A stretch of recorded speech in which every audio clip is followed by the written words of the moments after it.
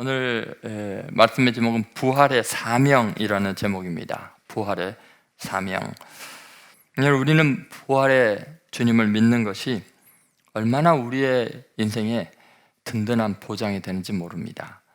이 땅을 살아가면서 젊었을 때는 모르죠. 뭐든지 할 수 있을 거, 영원히 살 것처럼 살아가지만 50이 되고 60이 되고 그 다음은 저는 잘 모르겠습니다만 세월이 갈수록 연약해지는 몸, 아무리 많이 가지고 있고 아무리 많이 알고 있고 아무리 노력을 해도 결국은 흙으로 돌아갈 수밖에 없는 운명인 것을 경험하면요, 그 많은 인생의 수고가 허망하게 느껴지겠죠. 그러나 우리에게 소망이 있는 이유는 주님이 부활하셨기 때문에 그 부활이 얼마나 든든한 소망이 되는지 모릅니다. 모든 절망감과 아픔과 억울함과 상처와 이 모든 것들을 씻어주는 하나님의 능력입니다. 그래서 주님의 부활이 우리에겐 참된 소망이죠. 그런데 참 신기한 게 있습니다. 주님이 진짜 부활하셨다면 그분은 너무나 위대한 분이죠. 그 주님의 위대하심 앞에 여전히 초라한 내 모습, 여전히 쓰러지고 실수하고 죄 짓고 낙심하고 있는 내 모습을 본다면 부활이 어쩔 때는 기쁜 소식이 아니라 나하고는 너무나 동떨어진, 나에게 어울리지 않는, 주님의 부활이 오히려 나 같은 인간은 예수 믿을 자격이 없지 않는가 하는 생각이 들 것입니다. 실제로 예수님이 부활했을 때 제자들이 처음 예수님을 만났을 때 반응이 그랬어요. 주님 부활했다고 기뻐할 줄 알았는데요, 너무나 주님의 거룩하심 앞에서 그 거룩하신 주님을 자기가 십자가에 못 박으라고 소리 지르고 그렇게 위대하신 분을 부인하고 저주하고 자기의 죄 때문에 주님이 죽으셨다고 생각하면요, 기쁨이 아니라 절망입니다. 그래서 제자들이 다 풀이 죽어갖고 나는 물고기나 잡으러 간다. 주님의 부활을 증거하러 다니는 게 아니라 나 같은 인간은 주님께는 쓸데없는 인간이지, 죄나 짓고 주님 마음이나 아프게 하는데 저렇게까지 거룩하신 분인 줄은 몰랐는데 난 쓸모없는 존재이지, 절망하게 되죠.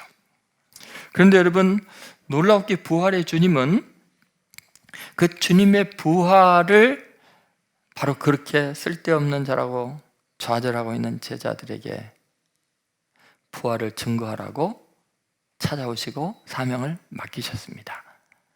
자기 자신도 주체 못하는 그들에게 천하 만민에게 가서 복음을 전하라고 이야기하십니다. 그래서 여러분, 부활은 사명과 연결되어 있습니다. 부활은 좌절하고 인생에 의미가 없는 자들에게 새로운 인생의 소망을 주고 있습니다. 그래서 오늘 이 부활주일에 저는 여러분의 마음속에 자신에 대한 자괴감에서 벗어나서 부활의 증인으로 거듭나는 역사가, 아니 진정한 의미의 인생의 목적이 부활이 다시 한번 경험되는 복된 시간 되기를 간절히 소망합니다. 자, 우리가 첫 번째 생각할 것은 부활의 증인, 그 부활의 사명의 자격의 조건입니다. 자격 조건. 여러분, 부활 사명은 자격으로 감당하는 게 아니라 겸손으로 감당합니다. 한번 따라해 보세요. 자격으로 감당하는 것이 아니라 겸손으로 감당한다. 여러분, 위대한 사명 앞에서 겸손하게 그것을 감당한다는 것이 정말 어렵습니다. 여러분, 칭찬받고 능력 있는 이들이 세계적인 하나님의 일에 쓰임을 받으면 극단적으로 교만해져서 반드시 사탄의 하순으로 전락하게 됩니다.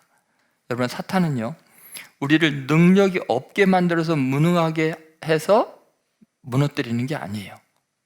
사탄은요, 우리가 교만하게만 될 수 있다면 무슨 일이든지 잘하게 해줍니다.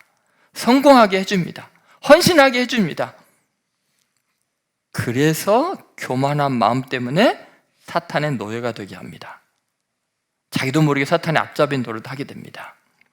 그래서 여러분, 주님께서는 부활의 증인, 이 부활이라는 것이 얼마나 인류 역사상 하나님이 가장 궁극적으로 바라는 최고의 상태이기 때문에 이 사명을 감당할 사람을 정할 때는 반드시 자격 없는 사람들,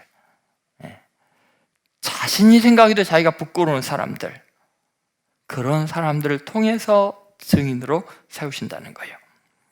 여러분 다시 한번 14절에 보시면요, 이것을 명확하게 이야기합니다. 14절 말씀 같이 읽겠습니다. 그 후에 11 제자가 음식 먹을 때 예수께서 그들에게 나타나사 그들의 믿음 없는 것과 마음이 완악한 것을 꾸짖으시니 이는 자기가 살아나는 것을 본 자들의 말을 믿지 아니함이려라. 지금 예수님 부활하셔서 나타나셨는데 그 나타나서 한 게 뭐예요?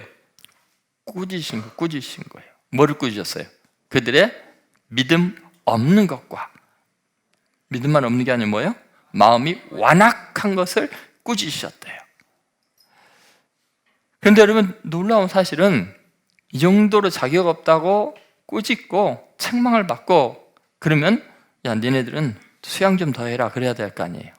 근데 14절에 이렇게 이야기해놓고 15절에 뭐라 그러세요? 정말 저는 이 성경의 구조가 이해가 안 가요. 일반적으로 생각하면 15절이 뭐라 그랬어요? 15절 같이 한번 읽어보겠습니다. 또 이르시되 너희는 온 천하에 다니며 만민에게 복음을 전파하라. 이게 말이 됩니까 여러분? 믿음 없는 사람들에게, 마음이 완악한 자들에게 너희는 온 천하에 다니며 이 부활의 복음을 전하라는 거예요. 정말 신기하지 않습니까? 돛닦고 훌륭하고 정말 뛰어난 사람들을 증인으로 세워야 되는 거 아닙니까? 그런데 정말 놀랍습니다. 너무 현실적이에요. 너무 주님은 솔직하세요. 여러분, 부활의 사건은 인간의 어떤 자격으로 인해서 인간에게 유효한 사건이 되는 게 아닙니다. 이건 절대적인 하나님의 은혜로 썩을 수밖에 없는 존재가 썩지 아니하는 몸을 입게 되는 것은 하나님의 능력이에요. 여러분 매미 잠자리 그 변화되는 거 그렇잖아요. 나비들 다 마찬가지잖아요. 걔네들이 뭐 특별해서 잘생겨갖고 나비가 되고 그래요. 전부 다 벌레였고 군뱅이였고 막 이러잖아요. 그래서 하나님의 은혜와 능력으로 이루어지는 거예요. 그러면 부활의 사건 자체가 은혜라면 부활의 증인이 되는 것 또한 은혜로 되는 줄 여러분 믿으셔야 돼요. 내가 주님의 일에 쓰임받는 것 또한 절대적인 은혜로 되는 거예요. 여러분 우리가 부활에 참여하는 것 우리의 자격이 아니듯이 부활의 증인이 되고 위대한 사명을 감당하는 것 또한 하나님의 은혜밖에는 내세울 것이 없습니다. 예를 들어서 정말 그런가? 예수님이 부활하셨을 때 이 부활의 증인으로 사용하고 사명을 준 사람들이 진짜 그런 사람들일까요? 정말 그렇습니다.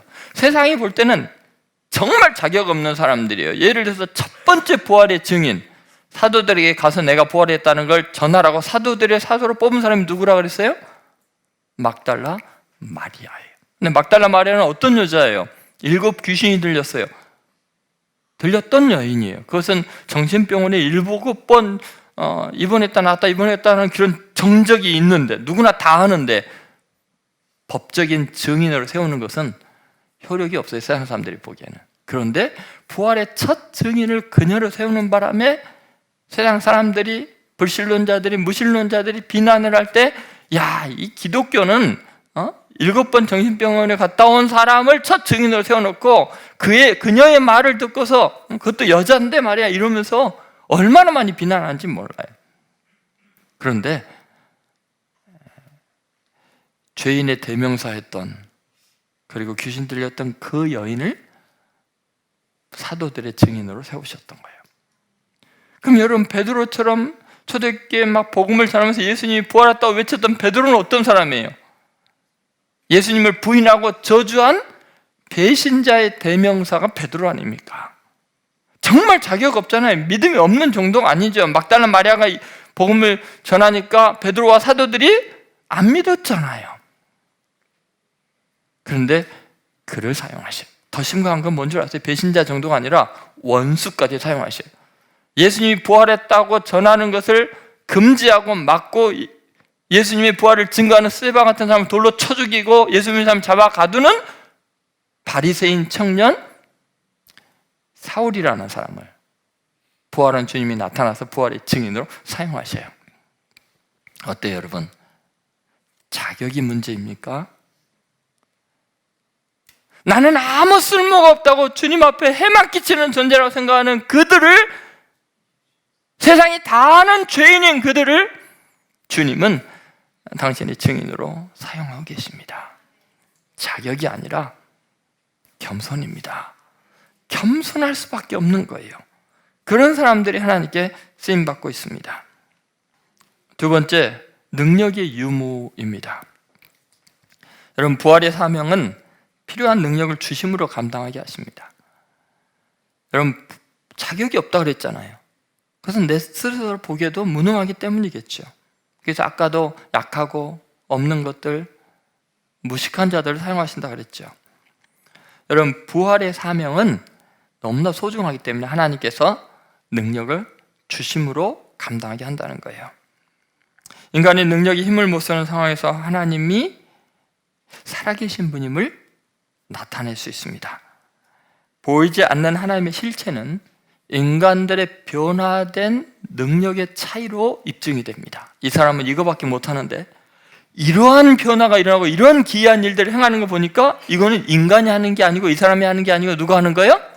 하나님이 하시는 거예요. 그러니까 능력의 유무가 부활의 굉장히 결정적인 증인이 된다는 거죠. 인간 존재 자체의 능력을 초월한 사건이 사실은 부활이거든요. 그러니까 부활의 특성 자체가 인간에게서는 이루어질 수 없는 거예요. 그렇기 때문에 부활을 증거할 때 나타나는 현상들이 뭐냐면 인간이 할 수 없는 일들이 일어납니다. 기이한 능력이 나타나요. 그래서 여러분, 전적으로 무능하고 스스로 약하다고 생각하는 사람들이 하나님의 말씀에 의지하여 순종할 때, 그렇게 복음을 전할 때 정말 자신들이 일으킬 수 없는 기이한 일들이 부활의 주님을 통해서 일어나는 걸 경험하죠. 그 내용이 마가복음 16장 17절부터 18절에 나와 있습니다. 자, 한번 같이 봉독하겠습니다. 믿는 자들에게는 이런 표적이 따르리니 곧 그들이 내 이름으로 귀신을 쫓아내며 새 방언을 말하며 뱀을 집어올리며 무슨 독을 마실지라도 해를 받지 아니하며 병든 사람에게 손을 얹은 즉 나으리라 하시더라. 아멘. 여러분, 복음을 전하는 현장에서 기적이 가장 많이 일어납니다. 여러분이 일상생활에서 막 그렇게 기도하고 그렇게 기적이 일어나긴 해도 잘 안 일어나잖아요. 근데 여러분, 선교 현장에 가면요, 선교사님들 만나보면요, 기적이 일어나는 것들을 많이 경험합니다. 예수의 이름으로 축기, 또 방언, 치유의 은사들이 나타났습니다. 우리는 부활의 주님을 확실하게 믿을 때 우리의 능력을 초월하는 역사가 전도의 현장에서 주님의 부활을 뒷받침하는 사건들로 일어난다는 것을 믿으셔야 합니다. 기적적인 신앙의 체험은 복음을 전파하는 과정에서 가장 또렷하게 나타납니다.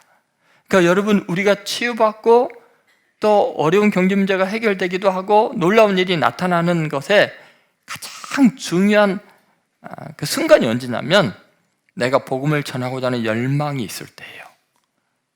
그 복음을 증거할 필요가 있을 때는 하나님이 치유하시고 놀랍고 기이한 일들을 행하심으로 인간이 하지 않는 하나님의 개입이 있구나, 하나님의 살아계신 것을 느끼게 하는 거죠.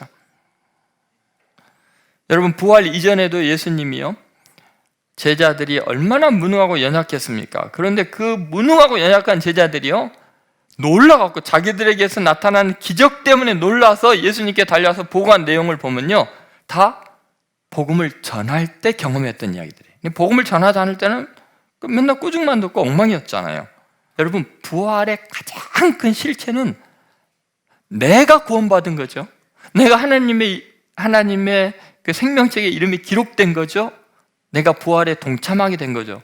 그런데 그것을 보증하는 놀라운 거 뭐냐면 나를 통해서 정말 사탄이 꼼짝 못하게 되는, 귀신이 쫓겨나는, 그 병이 치유받는 역사들이 일어나는 걸 보니까 내가 정말 생명책 이름이 기록되는가를 확인하게 되는 거죠. 여러분, 우리가 복음을 전할 때 그 무능했던 제자들이요, 이런 놀라운 능력을 경험하게 됩니다.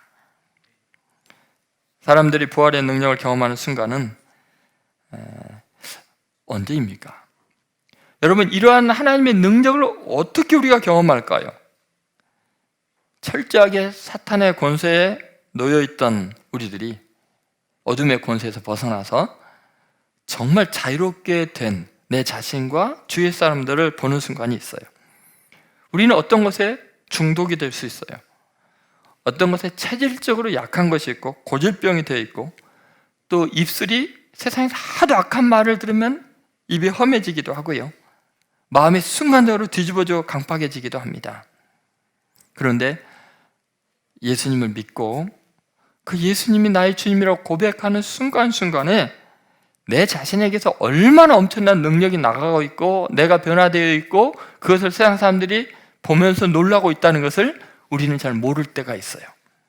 그러나 우리가 복음을 전하는 순간에 우리는 놀랍게 어둠의 세로부터, 귀신으로부터, 중독으로부터 스스로 나도 모르게 자유케 되어 있는 하나님의 능력이 역사한다는 것을 믿으시기 바랍니다.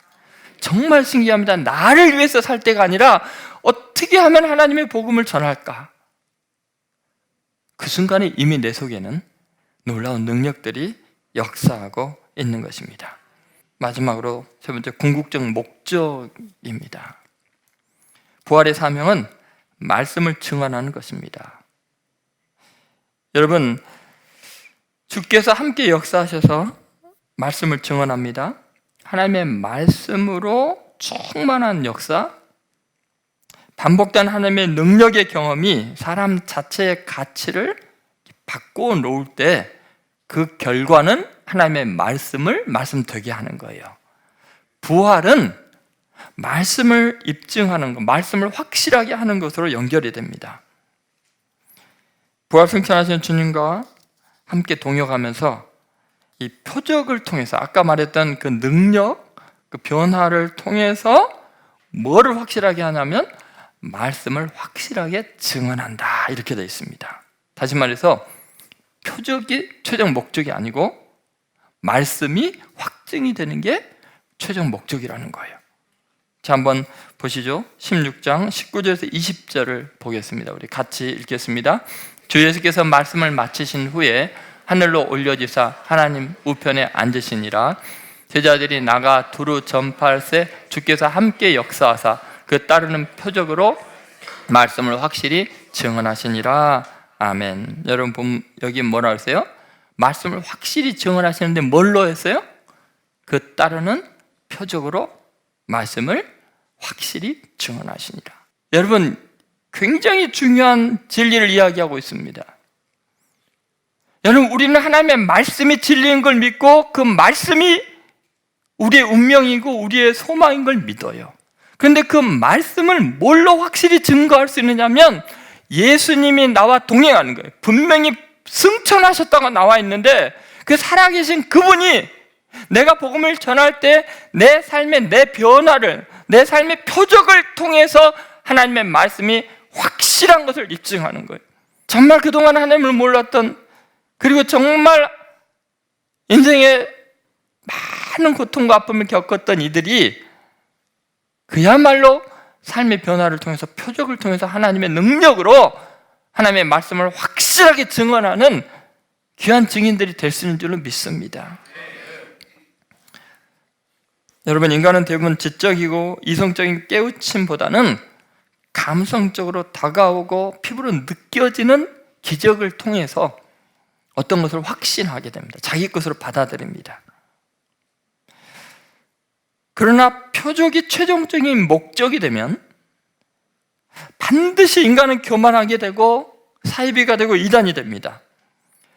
표적 자체가 궁극적인 목적이 되면 영적인 혼돈이 가득하게 되고 영적으로 타락하게 됩니다. 능력을 추구하면 그렇습니다. 그런데 그 능력이 하나님의 말씀을 확실하게 하는 도구가 되고 수단이 되면 그것은 대단히 위대한 역사를 이루게 됩니다. 그래서 표적은 말씀을 확증하는 보조 수단으로 하나님이 사용하고 있습니다. 초대교회에 일어났던 기적들은 전부 십자가에 달리신 예수님이 부활했다는 증거가 될 뿐입니다. 부활을 믿지 않는 사두개인들과 논쟁할 때 주님께서 성경을 이용하셔서 이렇게 이야기하셨습니다. 마태복음 22장 29절부터서 32절을 보시면 계속 예수님이 강조하는 건 성경과 하나님의 능력입니다. 한번 같이 읽어보겠습니다. 예수께서 대답하여 이르시되 너희가 성경도 하나님의 능력도 알지 못하는 거로 오해하였도다. 부활할 때에는 장가도 아니가고 시집도 아니가고 하늘에 있는 천사들과 같으니라. 죽은 자의 부활을 논할진대 하나님이 너에게 말씀하신 바 나는 아브라함의 하나님이요 이삭의 하나님이요 야곱의 하나님이로라 하신 것을 읽어보지 못하였느냐. 하나님은 죽은 자의 하나님이 아니요 살아있는 자의 하나님이시니라 하시니. 아멘. 어때요? 계속해서 너희는 성경도 부활에 대한 이야기를 하면서 성경도 하나님의 능력도 알지 못하느냐. 죽은 자의 부활을 논할진대 하나님이 너에게 말씀하신 바 뭐예요? 부활은 뭘로 확정이 되는 거예요? 하나님의 말씀으로요. 그리고 읽어보지 못하였느냐? 계속해서 성경이에요. 그런데 그 하나님의 말씀이 뭐를 통해서 인간들에게는 진리로 다가오고 확실한 사실로 받아들여지냐면 성도들이 변화된 삶과 표적을 통해서예요. 여러분, 인간의 상상이나 노력으로 결코 이루어지지 않는 것이 부활이라면 하나님의 능력으로 이루어질 겁니다. 그리고 우리가 부활의 주님을 증거하기로 결단하는 순간 하나님의 말씀을 확증하기 위해서 주님께서 더 놀라운 일들을 우리의 삶에 일으킬 줄로 믿습니다. 우리는 거꾸로 되었기 때문에 문제죠. 여러분, 성경에 기록된 부활의 증인들이 되시기를 바랍니다.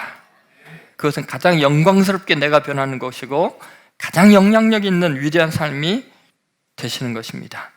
그런 주님의 은혜가 여러분이 있게 되길 바라고, 예수님이 부활한 것은 우리 운명이 최종적으로 어떻게 될지를 하나님이 증거해 주신 거예요. 말씀이 예수님의 삶을 통해서 확실하게 입증이 되는 것이 예수님의 죽으심과 부활이죠. 그래서 고린도전서 15장 20절에 이렇게 이야기하고 있습니다. 같이 말씀을 읽겠습니다. 그러나 이제 그리스도께서 죽은 자 가운데서 다시 살아나사 잠자는 자들의 첫 열매가 되셨도다. 아멘. 여러분, 첫 열매가 됐다는 건 뭐예요? 그 다음 열매가 있다는 거 없다는 거예요? 있다는 거예요. 그럼 그 다음 열매가 누구예요? 여러분과 저예요. 예수님의 부활이 확실하죠? 그렇다면 우리도 주님처럼 부활할 것을 믿습니다. 그렇다면 그 둘 사이에 우리의 많은 친구들, 이웃들은 어떻게 부활을 경험하고 믿게 되겠어요?